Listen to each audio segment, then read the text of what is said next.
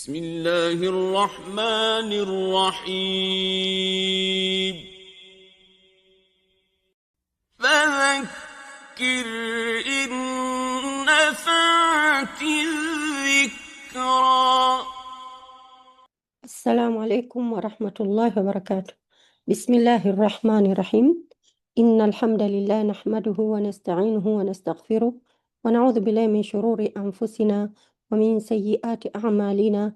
من يهدي الله فلا مضل له ومن يضلل فلا هادي له، وأشهد أن لا إله إلا الله وحده لا شريك له، وأشهد أن محمدا عبده ورسوله عليه الصلاة والسلام. أما بعد، ninawakaribisha katika channel hii ya Fadhakir, ambapo leo hii tutazungumzia jinsi ya kujiandaa na mwezi wa Ramadhani.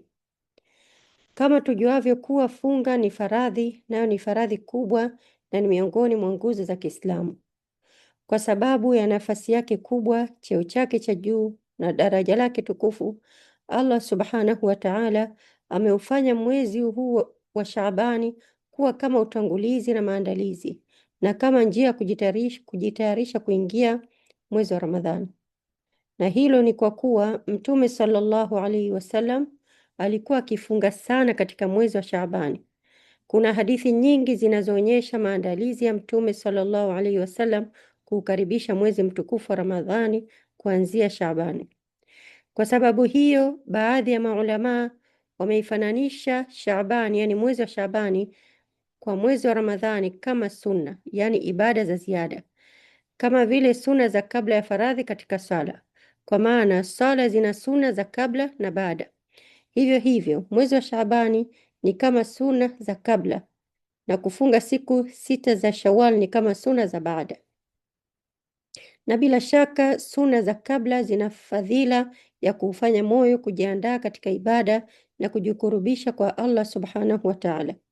Vile vile ni lazima mtu awe na maandalizi ya kuingia katika faradhi hii ya funga ya Ramadhani katika hali inayolingana na ibada. Na hii inakuwa tofauti na yule anayekimbilia kufanya ibada ghafla bila maandalizi wala utangulizi, kwani huenda nguvu zake zikalegea au ashindwe kuisimamia nafsi yake vizuri. Na maandalizi ya mwezi wa Ramadhani yanakuwa hata katika mambo ya dunia ni jambo linalojulikana, kwani mara tu unapoingia mwezi wa Shaabani unaona jinsi wafanyabiashara wanavyoanza kuandaa nguo zitakazovaliwa katika Idi. Kadhalika bidhaa za vyakula, unaona jinsi wafanyabiashara wanavyoandaa maghala na hifadhi za bidhaa miezi mingi kabla, kwa kuukaribisha mwezi huu wa Ramadhani. Hata watu wa maasi na uovu huandaa ratiba za vipindi vitakavyorushwa Ramadhani. Watu hujiandaa kwa miezi 6 au 7 kabla, na wengine wakijiandaa kwa mwaka mzima.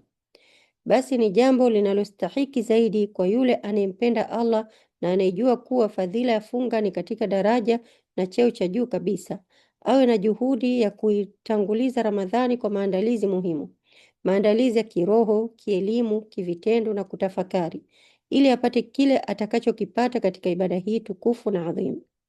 Ndio maana Mtume sallallahu alaihi wasallam alikuwa akizidisha kufunga katika mwezi wa Shaabani, kwani mwezi wa Shaabani ni kama maandalizi makubwa. Na mnapomwona mtu anaingia katika mashindano makubwa ili afike mwisho na awe wa kwanza, je, haandaliwi kwa mazoezi? Je, haandaliwi kwa mafunzo yanayotanguliwa? Kama inavyosemwa kwa lugha ya kimichezo, kupasha moto, kujiandaa na kujitayarisha kwa nafsi, sivyo? Kwa hiyo ni jambo la lazima mja akijiandaa kujitayarisha na Ramadhani tokea katika mwezi wa Shaabani. Hivyo basi mwezi wa Ramadhani pia unahitaji maandalizi haya, utangulizi huu na mazoezi ya nafsi, ili mwezi wa Ramadhani unapokuja mtu awe tayari, awe ameshajiandaa, ameizoesha nafsi yake na kuifundisha, na viungo vyake viwe tayari na vimezoea, ili amwabudu Allah Subhanahu wa Ta'ala katika ibada hii kwa njia iliyo sawa na kwa kufuata sunna za Mtume sallallahu alaihi wasallam. Kwa sababu hiyo, baadhi ya watu wa elimu pia wamesema, yani maulama, Shaabani ni mwezi wa kujisafisha na Ramadhani ni mwezi wa kupamba ibada. Ramadhani ni mwezi wa mapambo na ukamilifu, na Shaabani ni mwezi wa utakaso, yani mtu hutubia dhambi zake, huacha mazoea mabaya na kila kinachoshikamana na nafsi ambacho kingeharibu funga yake. Kwa sababu hatuwezi kuvaa nguo mpya iliyo safi juu ya nguo iliyo chafu, bali ni lazima tuivue ile chafu kwanza. Basi mwezi wa Shaabani ni kama sehemu ya kuogea na kujisafisha. Ni kama mahali pa kuoshea nyoyo zetu ambapo tunazitakasa kutokana na uchafu wa dhambi. Na matawi yake ni matendo mema ambayo yakitua katika nafsi zetu, tunaweza kwa kupitia hayo kuuona mwanga ukiteremka juu ya nafsi zetu. Na huwezi kufikia kilele cha ibada katika mwezi wa Ramadhani isipokuwa kwa kujiandaa kwa Ramadhani kwa maandalizi mazuri tangu katika mwezi wa Shaabani. Huu ndio msimu wa kujiandaa vyema kuanzia mwezi wa Shaabani. Ndio maana wanazuoni wanasema mwezi wa Shaabani ni mwezi wa kujitakaza na mwezi wa kujitakasha, na mwezi wa Ramadhani ni mwezi wa kujipamba kwa ibada, yaani kujaza nafsi na kujaza hazina kwa utiifu, thawabu, ujira na kwa yale anayoyamiminia Mwenyezi Mungu Subhanahu wa Ta'ala kwa waja wake miongoni mwa rehema kubwa. Ramadhani ni mwezi mtukufu. Mwenyezi Mungu Subhanahu wa Ta'ala huamuru mpigaji atangaze kama ilivyokuja katika hadithi. Maana ya hadithi: inapofika usiku wa kwanza wa mwezi wa Ramadhani, mashetani hufungwa minyororo na mashetani wakubwa miongoni mwa majini hufungwa. Milango ya moto wa Jahannam hufungwa, wala hakuna mlango wowote unaofunguliwa, na milango ya pepo hufunguliwa, wala hakuna mlango wowote unaofungwa. Na kila siku hupaza sauti akisema, ewe mtafutaji wa kheri, njoo mbele, na ewe mtafutaji wa shari, acha. Na Allah Subhanahu wa Ta'ala kuna watu anaowaokoa na moto, na hayo hutokea kila siku ya mwezi wa Ramadhani. Imesimuliwa hadithi hii na Abu Huraira katika Sahihi al-Jami. Kwa hiyo Ramadhani ni mwezi wa hazina, na hivyo hivyo Ramadhani Mwenyezi Mungu Subhanahu wa Ta'ala ameweka ndani yake hazina na akaweka ndani yake chaguo bora. Mwanadamu hujiandaa kwayo. Ndio maana katika Ramadhani kuna hali za kushirikiana kijamii, unyenyekevu na rehema ambazo hazipatikani katika miezi mingine. Hivyo basi ilikuwa ni wajibu kwa mwanadamu kujiandaa kwa Ramadhani kuanzia mwezi wa Shaabani.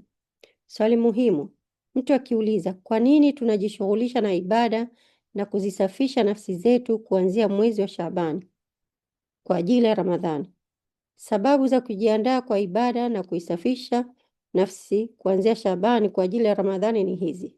Kwanza, kuandaa nafsi kwa ajili ya mwezi wa Ramadhani ili mtu aingie Ramadhani akiwa tayari yuko katika ibada, amezoea na ameandaliwa kwa ajili yake, kama wanavyofanya wanariadha wanapojiandaa kabla ya mashindano. Nitakupa mfano mmoja. Je, hujaona baadhi ya watu ambao hawakuwa wamezoea kufunga, wanapoingia Ramadhani siku za mwanzo hawapati chochote isipokuwa matatizo na migogoro. Wanagombana kwenye foleni za maharagwe, tambi, au anagombana na fulani, au mke wake anachelewa futari kwa dakika 10 tu au 15, anagombana naye. Jambo linageuka kuwa tatizo na mabishano na ndugu yake kwa sababu hakuwa amezoea kufunga. Ghafla akaingia kwenye funga ya Ramadhani. Hali hiyo ikamfanya kuwa mkali wa tabia. Lakini lau angeanza kuzoea nafsi yake kwa kufunga suna katika mwezi wa Shaabani, nafsi ingekuwa imezoea kuacha chakula na kunywa. Vivyo hivyo nafsi hujifunza kustahimili ibada hii. Ramadhani inakuja, kufunga kunakuwa kama kitu cha kawaida rahisi kwake. Pili, kuipamba nafsi kwa mazoea mema. Kila desturi njema unayoizoea au ibada zote au tabia njema unazotaka kuziendeleza katika Ramadhani, jaribu kuanza kuzijengea kuanzia sasa katika Shaabani, ili nafsi izoee, ikubali, na Ramadhani itakapoingia kwa idhini ya Allah iwe tayari kuzipokea. Ndio maana Mtume sallallahu alaihi wasallam alikuwa akifunga sana katika mwezi wa Shaabani, karibu mwezi mzima isipokuwa siku chache, kwa sababu nafsi inahitaji kuzoeshwa na kuandaliwa. Na huu ni mwezi wa Shaabani ndio watu wengi wanaghafilika nao. Mtume sallallahu alaihi wasallam anataka kutufundisha tufanye ibada hatua kwa hatua, tuizoeze nafsi na tuiandae, ili inapokuja funga faradhi iwe nyepesi na ikubalike. Hii haimaanishi kuwa funga ya suna ina thawabu kubwa zaidi kuliko funga ya faradhi. Kwa hakika funga ya faradhi ina thawabu kubwa zaidi mbele ya Mwenyezi Mungu kuliko funga ya sunna. Ndio maana Mtume sallallahu alaihi wasallam amesema katika hadithi ya Qudsi, maana ya hadithi, mja wangu hajikurubishi kwangu kwa jambo lolote lililo bora zaidi kuliko lile nililomfaradhishia. Kwa hiyo kufunga faradhi katika Ramadhani ndiyo ibada iliyo bora zaidi, lakini kufunga baadhi ya siku katika Shaabani ni maandalizi ili nafsi izoee, itii na ikubali. Tatu, miongoni mwa mambo muhimu ya msingi katika mwezi wa Ramadhani ni kusoma Qur'ani kwa wingi. Ndio sababu masalafu wema walikuwa wakijitahidi kusoma Qur'ani katika Shaabani. Kwa nini? Ili Ramadhani ikiingia wawe tayari na wawe na uhusiano wa karibu na msahafu. Shaabani kwao uliitwa mwezi wa wasomaji wa Qur'ani kwa sababu walikuwa wakijitahidi kusoma Qur'ani kabla ya Ramadhani ili walipoingia Ramadhani wawe tayari na wamezoea. Kwa sababu hiyo hawakuwa wakihisi uzito wala dhiki katika kusoma Qur'ani kwa wingi, bali walikuwa wakihisi utulivu, raha na ladha ya Qur'ani. Kila walivyoendelea kuisoma ndivyo walivyozidi kuifurahia. Kama alivyosema Imamu Ash-Shatibi rahimahullah, kila unapoirudia Qur'ani huzidi uzuri wake na kila unapoirudia kusoma kwa utamu zaidi. Nne, kwa nini pia tunajishughulisha na ibada na kuzoeza nafsi katika Shaabani kwa ajili ya Ramadhani? Kwa sababu Shaabani ni mwezi ambao ndani yake matendo hupandishwa kwa Allah subhanahu wa ta'ala. Ndio maana Mtume sallallahu alaihi wasallam alisema, ni mwezi ambao matendo hupandishwa kwa Mola wa walimwengu, nami napenda matendo yangu yapandishwe nikiwa nimefunga. Kuna kupandishwa kwa matendo kila wiki ambayo ni Jumatatu na Alhamis, na pia kuna kupandishwa kwa rekodi za mwaka mzima nako hufanyika katika mwezi wa Shaabani. Hivyo basi katika Shaabani mtu anajitahidi ili Allah amuone katika hali njema, ili ayahitimishe matendo yake kwa wema, aandikwe na kurekodiwa katika daftari la mwaka kwa muhuri wa kumcha Allah subhanahu wa ta'ala. Sababu ya tano kwa nini pia tunajishughulisha na ibada, tunatafakari na kuizoesha nafsi kuanzia Shaabani kwa ajili ya Ramadhani. Kwa sababu Shaabani ni mwezi ambao watu wengi hughafilika nao, yaani huwa katika ghafla. Ndio maana Mtume sallallahu alaihi wasallam alisema ni mwezi ambao watu wengi hughafilika nao kati ya Rajab na Ramadhani. Rajab ni miongoni, yani mwezi wa Rajab ni miongoni mwa miezi mitakatifu kama tujuavyo, na mwezi wa Ramadhani fadhila yake inajulikana, lakini Shaabani unakuja katikati yao. Hivyo watu wengi hughafilika katika mwezi wa Shaabani na kutafakari na kutotilia maanani katika kufanya ibada. Lakini waja wa Allah ambao walio karibu na Allah subhanahu wa ta'ala hujihadhari na ghafla hii na hujitahidi katika ibada ndani ya mwezi wa Shaabani. Pia imepokelewa kutoka kwa baadhi ya masalaf kuwa walikuwa wakisema mfano mwenye kumwabudu Mwenyezi Mungu wakati wa ghafla ni kama mpiganaji anayeshuka kwenye safu za walioghafilika. Na pia katika Sunan Abi Daud kuhusu kauli ya Allah katika surat Adh-Dhariyat, kanu qalilan min al-layli ma yahjaun, maana yake walikuwa kidogo tu katika usiku wakilala kwa raha.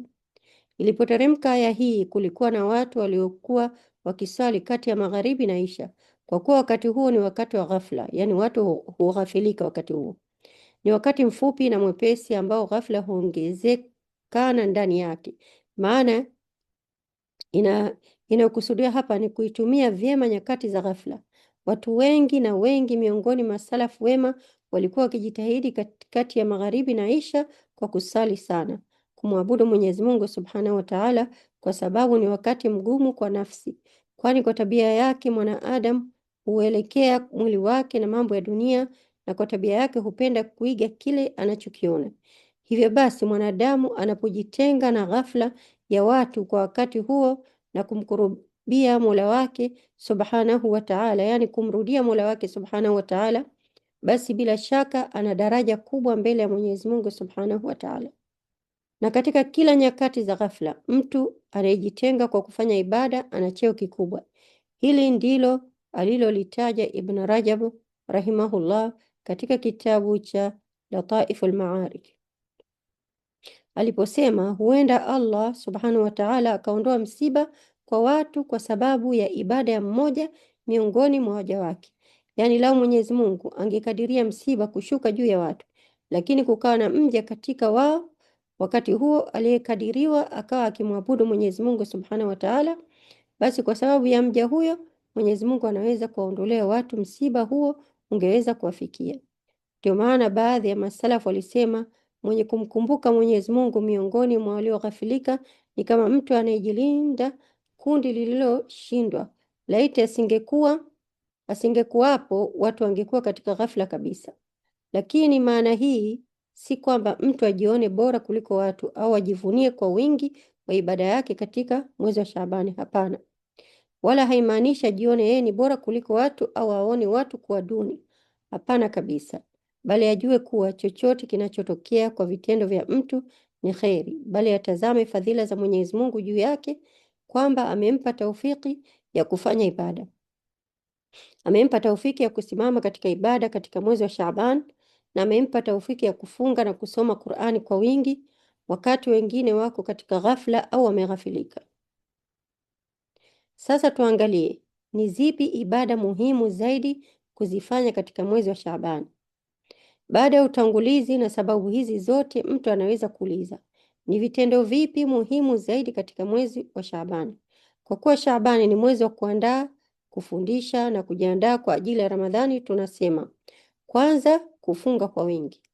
Funga katika mwezi huu kwa kadri unavyoweza, isipokuwa tu pale daktari mwenye kuaminika anapothibitisha kuwa kufunga kunaweza kukudhuru, yani kukuletea madhara, au kunaweza kukusababishia udhaifu usiokuwezesha kufunga mwezi wa Ramadhani. Lakini jitahidi kufunga katika mwezi huu kwa kiwango unachoweza. Ni jambo la kawaida siku za mwanzo utahisi aina fulani ya ugumu na mashaka, lakini hili ni jambo la kawaida, kwani maandalizi ya nafsi na kuizoesha huhitaji juhudi. Hata hivyo, kidogo kidogo kufunga kutakuwa rahisi, nafsi itazoea na jambo hilo litakuwa jepesi na la kawaida. Basi tujitahidi kufunga katika mwezi wa Shaabani. Na jaribu kufunga kwa mtiririko, yani weka ratiba. Mfano, ufunge siku 4 kisha siku 5 uache, au ufunge siku 1 uache siku 1 au siku 2. Hii ni mfano tu, yani mtu ambaye hawezi kufunga sana tunaweza kumwambia jaribu kufunga siku 3 kwa wiki. Mwingine aseme hawezi, basi funga siku 4 kwa mwezi. Mwingine aseme hawezi, basi afunge Jumatatu na Alhamis na kadhalika. Lengo ni kuongeza idadi ya siku za kufunga katika mwezi wa Shaabani kuliko miezi mingine. Mfano, katika miezi iliyopita ulikuwa ukifunga tu siku nyeupe, ayamul bidh. Basi katika Shaabani ongeza. Kama ulikuwa ukifunga siku nyeupe pamoja na Jumatatu na Alhamisi, basi ongeza zaidi. Usiseme siku hizi zinanitosha. Jitahidi kuongeza, kwa sababu nafsi huandamwa na uvivu, kwa tabia yake inapenda starehe, na inapohisi raha hupunguza jitihada katika kufanya ibada. Nafsi ni kama mtoto, ukiacha bila kuisimamia huelekea kupenda raha, na kuizoesha kwa mpangilio na nidhamu huzoea na kunyooka.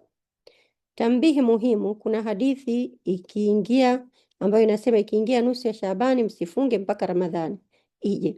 Wanazuoni wengi wamedhoofisha hadithi hii, na Imam Ahmad na Abu Daud walisema ni hadithi munkar. Pia hadithi ya kufunga usiku wa nusu ya Shaabani imedhoofishwa na wanazuoni wengi. Haitakiwi kufunga siku ya shaka basi. Pili ni kusoma Qur'ani kwa wingi. Ramadhani ni mwezi wa Qur'ani, ndani yake Qur'ani iliteremshwa. Hivyo basi ni jambo zuri sana kuzoea kusoma Qur'ani kwa wingi kabla ya Ramadhani, ili Ramadhani ikiingia kusoma Qur'ani kusiwe kugumu kwa mtu. Wapo baadhi ya watu ambao wakianza kusoma Qur'ani kwa wingi moja kwa moja katika Ramadhani huhisi ugumu. Kwa hiyo nafaa mtu awe na mpango au ratiba. Mfano, katika wiki ya kwanza ya Shaabani asome kurasa 5 kila siku. Wiki ya pili asome kurasa 10 kila siku. Wiki ya tatu azidishe kulingana na uwezo wake, na endelee hivyo. Wapo watu ambao kwa kawaida tayari wamezoea kusoma Qur'ani kwa wingi mwaka mzima. Kwao hata ikitokea wakisoma juzu 3 au zaidi kwa siku katika Ramadhani haitakuwa ngumu. Lakini kwa yule ambaye hajazoea, tunamwambia katika mwezi wa Shaabani jitahidi kuongeza wirdi, yani kile kiasi cha Qur'ani anachosoma kwa kila siku. cha kusoma Qur'ani. Kama kawaida ulikuwa unasoma juzuu moja kwa siku, basi katika Shaaban ongeza. Na kama ulikuwa unasoma juzuu 5 kwa mwezi, basi katika Shaaban jitahidi kuongeza kiwango hicho na kukipandisha juu zaidi. Jambo la tatu miongoni mwa mambo muhimu kutenda katika mwezi wa Shaabani, kuzidisha toba na kuomba msamaha, yani istighfar. Mtu anaweza akakuuliza ni dalili gani hiyo? Tunamwambia dalili yake ni kauli ya Mtume sallallahu alaihi wasallam aliyobainisha kuwa mwezi wa Shaabani mwezi ambao matendo hupandishwa kwa Mwenyezi Mungu. Hivyo basi haifai kabisa rekodi zetu zipandishwe kwa Mwenyezi Mungu zikiwa zimejaa madhambi, maasi na ghafla. Kuna mambo mengi ambayo hayamridhishi Allah subhanahu wa ta'ala, mja huyatenda kwa kukusudia au bila kukusudia, na pia kwa sababu mwanadamu kwa asili yake hukosea, kwani kila mwanadamu ni mkosaji, na walio bora zaidi miongoni mwa wakosaji ni wale wanaotubu. Kwa hiyo katika mwezi wa Shaabani tuzidishe kuomba toba na istighfar. Jambo la 4 muhimu kulitenda katika mwezi wa Shaabani, usalama wa kifua yani moyo, dhidi ya chuki, uadui na kutakasa uhusiano. Kwa maana usiwe moyo una chuki na mtu au uadui, kukata undugu au mahusiano. Mtume sallallahu alaihi wasallam ametubainishia kuwa pindi wanapokuwa watu wawili waliogombana, basi matendo yao hayapandishwi kwa Allah. Imepokelewa kutoka kwa Abu Hurairah radhiallahu anhu kwamba Mtume sallallahu alaihi wasallam alisema, maana ya hadithi imepokelewa kutoka kwa Abu Hurairah radhiallahu anhu kuwa Mtume sallallahu alaihi wasallam amesema, milango ya pepo hufunguliwa siku ya Jumatatu na Alhamisi, hivyo kusamehewa kila mja asiyemshirikisha Allah na kitu chochote, isipokuwa mtu ambaye ana uadui, yani utesi baina yake na nduguye. Atasema wacheni hawa wawili mpaka wafanye mapatano baina yao. Imetolewa hadithi na Muslim. Na katika riwaya yake nyingine huonyeshwa amali, yani vitendo, kila siku ya Jumatatu na Alhamisi, na akataja mfano wa hiyo riwaya ya mwanzo. Na mwezi wa Shaabani mwezi ambao matendo hupandishwa na ndani yake kuna hazina nyingi za mema. Na Ramadhani pia ni mwezi ambao matendo mengi mema hufanywa. Lakini ni jambo la kusikitisha kuwa juhudi hizo zote zinaweza kupotea na kutopewa thamani mbele ya Mwenyezi Mungu kwa sababu ya chuki, uadui na kukata uhusiano. Hakuna shaka kuwa mtu mwenye akili anatakiwa kujiangalia mara mbili katika jambo hili na ajitahidi kusafisha kifua chake dhidi ya chuki, uhasama na kukata uhusiano, hususa kukata uhusiano wa jamaa. Mtume sallallahu alaihi wasallam alikuwa amekaa na masahaba wake, akasema katika hadithi hiyo, atakuja kwenu sasa mtu miongoni mwa watu wa peponi. Akaingia mtu mmoja wa Ansar, ndevu zake zinatiririka maji ya udhu, viatu vyake mkononi. Hilo lilijirudia kwa siku 3 mfululizo. Abdullah bin Amr radhiallahu anhu akataka kujua sababu, akalala kwa yule mtu siku kadhaa, hakumwona akifanya ibada nyingine za zaidi. Akamuuliza kuhusu kitendo kilichomfikisha peponi. Yule mtu akasema, sina kitu kingine isipokuwa sifichi moyoni kwangu chuki kwa Muislamu yoyote, kwa maana hafanyi chuki na Muislamu yoyote. Mtu anaweza kusema fulani amenikosea, nimemsalimia, nimempa salamu, lakini hanijibu. Tunamwambia una udhuru mbele ya Allah subhanahu wa ta'ala, kwa kuwa umesalimia na kujaribu.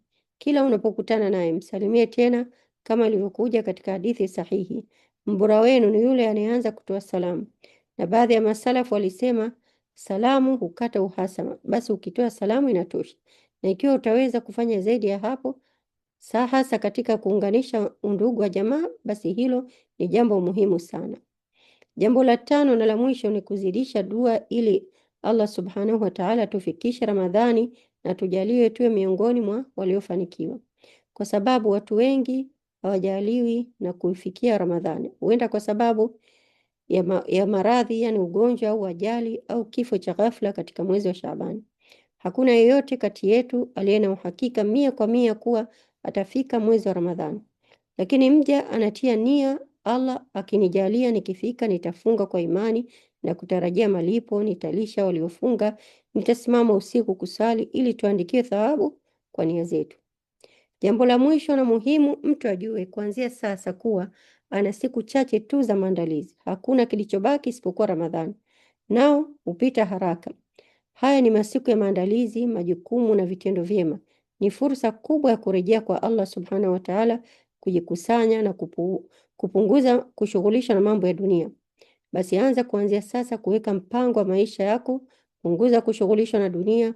Huu ni utangulizi wa haraka na wa dharura wa kuikaribisha Ramadhani, na haya ndiyo yanayopasa kwa Muislamu katika mwezi wa Shaabani na namna ya kuhitimisha mwezi huu.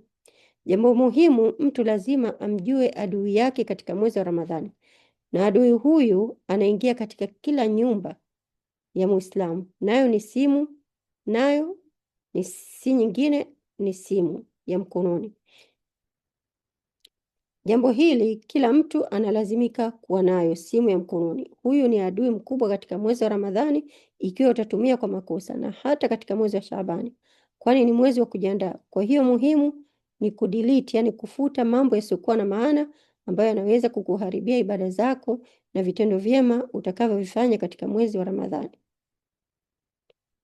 Huu ulikuwa ni utangulizi. Inshallah, katika vipindi vijavyo tutatafsiri kitabu cha Ibn Rajab. Subhanaka Allahumma bihamdik ashhadu an la ilaha illa ant astaghfiruka wa atubu ilaik.